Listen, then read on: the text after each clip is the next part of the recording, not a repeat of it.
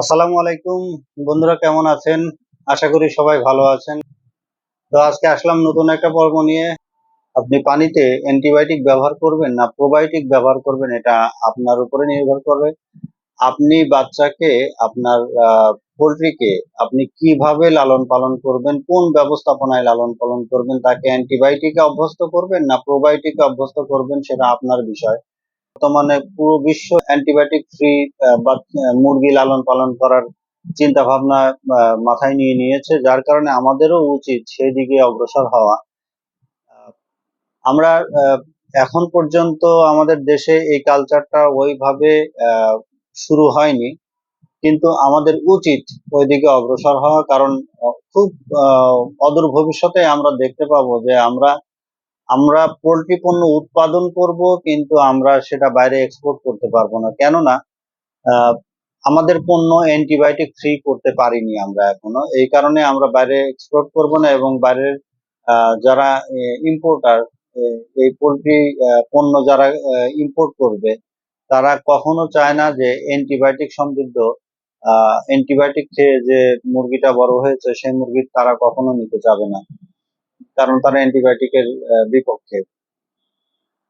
তো যাই হোক, সেই ক্ষেত্রে আমাকে ডিসিশন নিতে হবে। আমাকেই প্রোবায়োটিক খাওয়ালে প্রথম দিন থেকে ব্রুডারে, আপনার চিক গার্ডের অভ্যন্তরে, আপনি যখন বাচ্চা, একদিন বয়সী বাচ্চা যখন ব্রুডারে ছাড়বেন, তার আগেই আপনি প্রোবায়োটিক পানিতে মিশ্রিত করে সেটাকে পুরো ব্রুডারের ভিতরে আপনি স্প্রে করে দিবেন।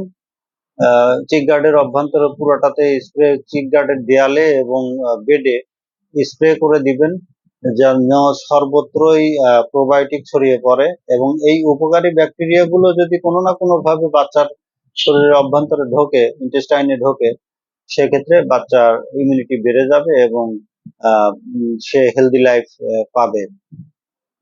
অপরদিকে যদি আপনার চিন্তা ভাবনা এরকম থাকে যে না, আমি অ্যান্টিবায়োটিক দিয়ে চিকিৎসা শুরু করব, সেক্ষেত্রে আপনার ভেটেরিনারিয়ানের পরামর্শ ক্রমে কোন অ্যান্টিবায়োটিক ব্যবহার করলে আপনার জন্য ভালো হয়, আপনার পরিবেশ অনুযায়ী কোনটা ব্যবহার করলে আপনার জন্য মঙ্গলজনক হয়, সেই অ্যান্টিবায়োটিক ব্যবহার করবেন।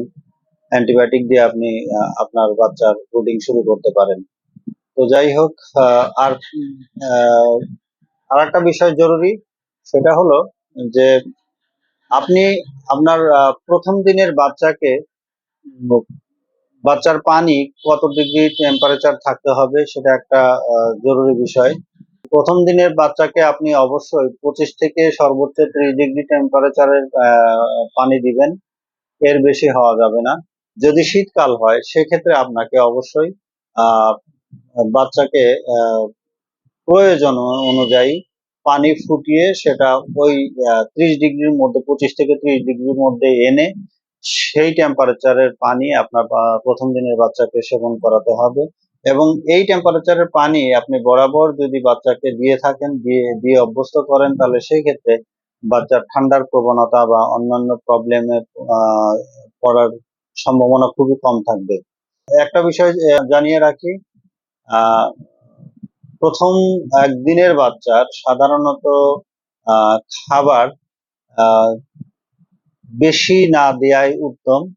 কারণ বাচ্চার একদিন বয়সী বাচ্চার উদর গহ্বরে আপনার কুসুম থেকে যায়। এই কুসুমটা আপনাকে কমপক্ষে 2 থেকে 3 দিন খাবার যদি বাচ্চা নাও খায়, তথাপিও বাচ্চা বেঁচে থাকবে।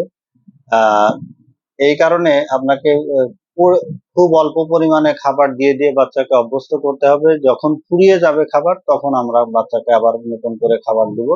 তবে প্রথম শুরুটা আমাকে অল্প অল্প করে করতে হবে, যেন খাবারের অপচয়ও না হয়।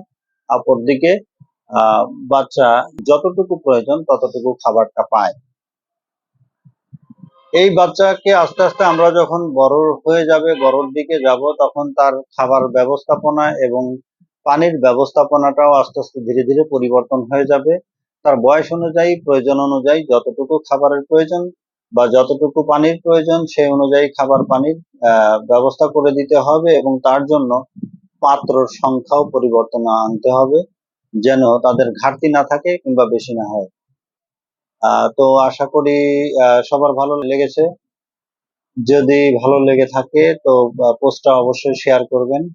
ইউটিউবে আমার চ্যানেল আছে, সেখানে সাবস্ক্রাইব করে আসবেন, আর ফেসবুকে ফলো দিয়ে পাশে থাকবেন। সুস্থ থাকবেন। দেখা হবে নতুন কোনো পর্বে। আসসালামু আলাইকুম।